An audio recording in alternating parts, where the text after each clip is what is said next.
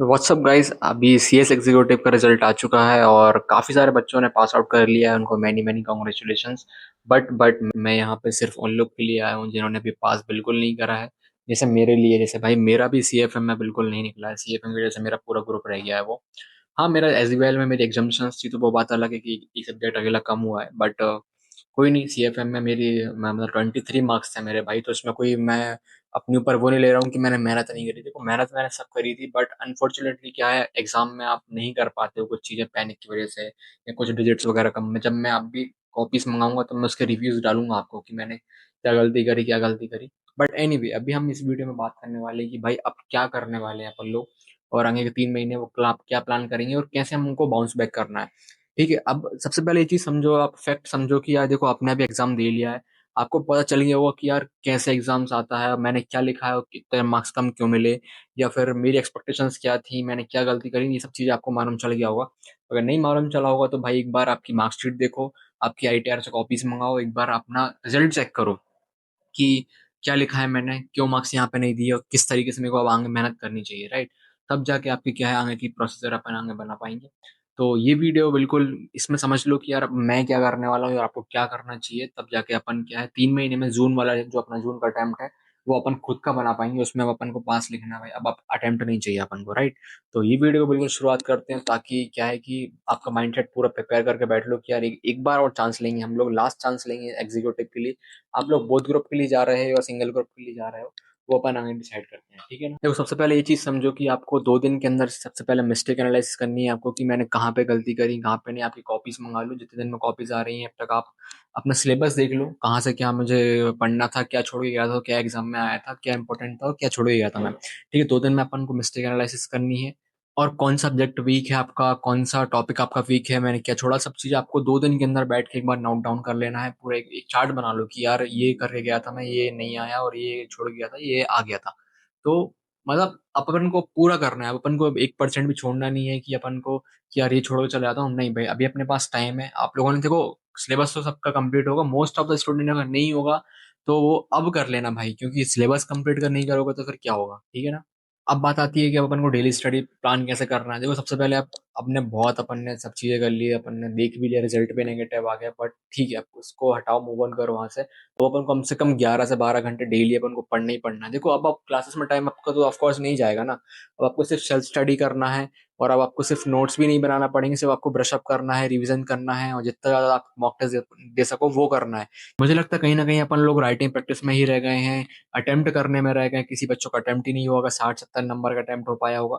तो ये सब चीजें अपन को इस बार अपन को मेंटेन करके चलना है। शुरू से शुरुआत करेंगे भाई अपन अब, क्योंकि एक अटेम्प्ट तो ठीक है चलो हो जाता है, बट अब दूसरा अटेम्प्ट नहीं लगाना है भाई अपन को, है ना। तो चाहे सीएफएम हो, चाहे टैक्स हो, चाहे ईसीपीआई हो, कंपनी लॉ हो, तो इन सब में अपन को परफेक्ट बनना है। टेस्ट अपन डेली देंगे अब इस बार अपन, और मॉक टेस्ट तो अपन को डेली लिखना ही है। देखो भाई, राइटिंग प्रैक्टिस अगर अपन नहीं करेंगे ना तो वहां जाकर अपन नहीं लिख पाएंगे, फिर से भाई हार होने वाला है। देखो, कॉन्सेप्ट क्लैरिटी कहीं ना कहीं मिल जाती है, लिखना लिखना नहीं आता है बच्चों को। बस ये चीज समझो कि आप प्रेजेंटेशंस उनकी, लॉ को लिखना एक अलग चीज है, लॉ को लिखना एक बहुत डिफरेंट चीज आती है। सेक्शंस नोट लिखना, प्रोविजंस लिखना, तो ये सारी चीजें अपन अब सीख के अब अपन इसको अच्छे से प्रिपेयर करेंगे, ठीक है ना। तो सबसे पहले ये चीज आप डिसाइड करो कि मुझे अब जून में कौन सा ग्रुप देना है, या बोथ ग्रुप देना है, अपना सिंगल ग्रुप देना है।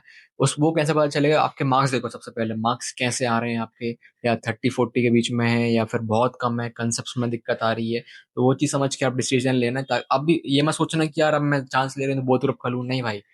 धीरे धीरे कंप्लीट करना, अच्छे से कंप्लीट करना, अपन आगे अटेम्प्ट नहीं लेना, भले अब सिंगल सिंगल अटेम्प्ट तो चलेगा, बट बोथ ग्रुप लेके भी अगर आप दोनों नहीं निकाल पाओगे ना तो वो बहुत बेवकूफ़ी चीज रहेगी। फिर वहां से भी आपको फिर आप 4 महीने ही बचेंगे। तो ये चीज समझो, कहाँ पे मेरे मार्क्स वेरी कर रहे हैं, किस हिसाब से मेरे वेरी कर रहे हैं। या फिर कंसेप्ट क्लैरिटी मुझे है बट लिखना नहीं आ रहा है, तो जा सकते हो आप। कंसेप्ट की क्लैरिटी नहीं है, रिविजन्स नहीं हुए थे प्रॉपर, तो फिर वो बेवकूफ़ी है जाने की। तो अपन जैसे जैसे पढ़ना स्टार्ट करेंगे ना, वैसे वैसे आप थोड़े क्रक्स नोट्स बनाते चलना, ताकि आपका रिवीजन अच्छे से हो जाए। बोर देखो, अब क्या है कि अपन दोबारा पढ़ेंगे ना बुक्स को, तो बोर ऑफ कोर्स होंगे ही होंगे। तो ट्राई ये करना कि मुझे अब क्रक्स बनाते बनाते चलना, थोड़ा नोट डाउन करते चलना, ताकि क्या है ब्रश अप होते जाए हमको, क्योंकि रिवीजन होते जाए तो लिखने की भी वहाँ पे थोड़ी थोड़ी प्रैक्टिस होती जाएगी। अलग से तो करना ही है, बट अपन जब रिवीजन देखेंगे या रिवीजन करेंगे तब थोड़े हल्के हल्के स्टिकी नोट्स में लिखते जाना। केस लॉस वगैरह है, सेक्शंस वगैरह है, तो सारी चीजें क्या है। देखो, जब मैंने सीए इंटर पास किया था ना, तब भी मैंने यही चीज करा था कि भाई मेरा वो वन गो में हो गया था, मेरे 2 सब्जेक्ट रह गए थे तो वो मैंने अभी दिए हैं। तो लॉ में भी ऑडिट में भी सब यही करता था कि अगर मेरे को रिवीजन करना है तो हर बार मैं नोट्स बनाता था अपने सेल्फ और स्टिकी नोट्स वगैरह और स्टिक कर देता वॉल में, ताकि मुझे परमानेंट अगर मैं चल फिर रहा हूँ तो वो मुझे याद रहे वहाँ पे। और अब चीज एक चीज समझो कि यार एग्जाम पैटर्न किस तरीके से बना रहा है। देखो जीआईजीएल वगैरह तो मॉडरेट आता ही आता है, कंपनी लॉ में कहीं ना कहीं घुमा देगा, जीआईजीएल में थोड़ा बहुत घुमाता है अगर उसको घुमाना होगा। तो वो चीज एक बार पैटर्न समझो, पास्ट ईयर क्वेश्चंस लगाना स्टार्ट करो। भाई बहुत बच्चों ने नहीं लगाए पास्ट ईयर क्वेश्चंस, मेरे पास रिजल्ट के दिन आया भैया, अब हमको बताओ कि यार पास्ट ईयर क्वेश्चंस कैसे लगाऊं, मैंने पिछली बार नहीं करे थे, टेस्ट सीरीज नहीं लगाई थी, वो बता दो अब मुझे। तो ये चीज मत करो भाई गलती इस बार। आप क्या पूरा एक मैं जो जो बता रहा हूँ ना वो जो आप करना ही करना है, लिस्ट बना कर रख लो। सबसे पहले क्या है, आपको राइटिंग प्रैक्टिस करना है, कुछ भी हो जाए राइटिंग प्रैक्टिस आप पर डे करोगे, पर डे मैंने 2-3 घंटे पर डे लिख के देखो, एक क्वेश्चन प्रैक्टिस कर लो कि भाई एक क्वेश्चन मुझे एक सब्जेक्ट का लिख के ही दिखना है ना। दूसरी चीज अब अपन को मॉक टेस्ट देना, मॉक टेस्ट देखो, मॉक टेस्ट के बेस पे मार्क्स मत गिनो, बस उससे इंप्रूवमेंट होती है। चीज आप समझो कि जितना ज्यादा अपन मॉक टेस्ट देंगे ना वो इंप्रूवमेंट में काम आने वाला है अपना। टाइम मैनेजमेंट सिखाएगा वो अपन को कैसे, और क्वेश्चंस कैसे बनते हैं, कैसे लिखना कैसा है, तो वो चीज अपन को वहाँ पे इंप्रूवमेंट के तौर पर मिलेगी। और एमटीपी लगाओ, आरटीपी लगाओ, पीवाईक्यूज लगाओ। पीवाईक्यूज तो मोस्ट इंपॉर्टेंट है भाई, कम से कम 4 से 5 साल की आप अगर पीवाईक्यूज लगा लेते हो ना तो सच में बहुत अच्छा हो जाएगा यार। मेरा सीएफएम में बस यही था कि लास्ट पेपर था, मुझे सीएफएम में थोड़ा सा कॉन्फिडेंट, मैं ओवर कॉन्फिडेंट में रह गया हूँ, सीधी बात बताऊं कि अच्छा आता है तो ठीक है। और मैं इतना बुरा हक के आया हूँ ना भाई, कुछ मत पूछो। मेरा जीएचएल अच्छा था, कंपनी लॉ अच्छा था, और ये सब भी अच्छा था, तो मेरा ये सब हो गया था। बट जी एस सीएफएम में भाई पता नहीं क्या ये अलग ओवर कॉन्फिडेंस था, बट ये गलती मैं एक्सेप्ट कर चुका हूँ कि कुछ भी हो जाए, भले ही मैं सीए इंटर पास लूँ, बट सीएस भी भाई अच्छे लेवल का है। तो ये चीज़ आप भी समझो, मैं अपनी गलती बता रहा हूँ, आप भी अपनी गलती पकड़ो और आगे बढ़ते हैं अब इसमें अपन, है ना। तो अगर आप फेल हुए इसका मतलब ये नहीं कि यार कुछ अपन ने पढ़ा ही नहीं था, या फिर अपने पेरेंट्स ने नहीं कुछ ऐसा प्रेशर डाला था। देखो ऐसा कुछ नहीं है भाई, देखो सबकी अपनी अपनी लक होती, सबकी अपनी अपनी मेहनत होती है।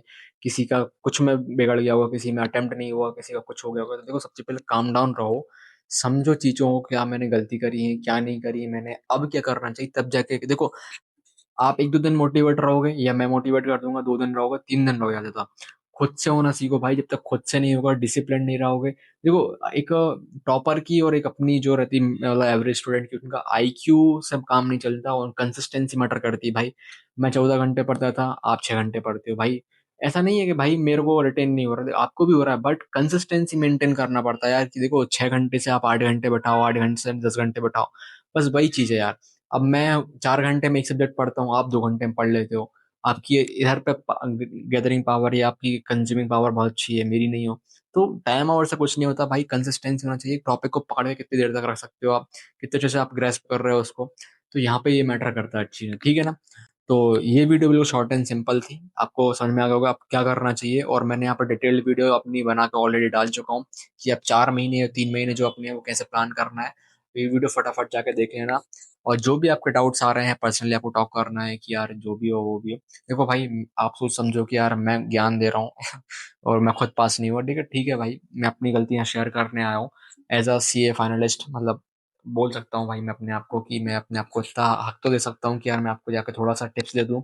बहुत बच्चे आके बोलते हैं, तो मैंने सोचा कि यार आप ना कहीं आपकी हेल्प हो जाएगी, और आपका पीओवी समझेगा। मैं कोई वो बड़ा वो नहीं हूँ कि आपको समझाऊं बिठाल के या आपको गाइडेंस दूं भाई, ठीक है, as a brother as a friend आप मेरा पीओवी आपको मैं बस शेयर कर रहा हूँ, मैं आपको टिप्स दे रहा हूँ, आपको समझा रहा हूँ, बस वही चीज़ है और कुछ नहीं है भाई। मैं भी एक स्टूडेंट ही हूँ यार, मैं भी आपका छोटा सा, मैं भी ज़्यादा कोई बड़ी उम्र का नहीं हूँ, 20 साल का ही हूँ। तो वो चीज़ मैटर करती है कि भाई मैं आपसे कितना फ्रेंडली बात कर रहा हूँ, कितना नहीं कर रहा हूँ। इंस्टाग्राम में बहुत सारे मैसेज आते हैं, तो मैं उन सबको पर्सनल रिप्लाई भी करता हूँ। आप लोगों ने मैसेज करा होगा मुझे ऑलरेडी, तो कहीं ना कहीं मैंने उनको रिप्लाई जरूर किया है। होप सो तो ये वीडियो बिल्कुल आपके लिए हेल्पफुल रही होगी, और अपने जो फ्रेंड्स हैं जिन्होंने पास आउट नहीं किया है अनफॉर्चुनेटली, उनको आप शेयर कर दें ताकि उनकी हेल्प हो जाए। और अगले डिटेल्ड वीडियो में बिल्कुल लेके आना, और जब तक प्लीज चैनल को सब्सक्राइब कर लेना और बेल आइकन को ऑल पे रख लेना, और अपने फ्रेंड्स को जाके शेयर कर देना। जब तक के लिए सी यू।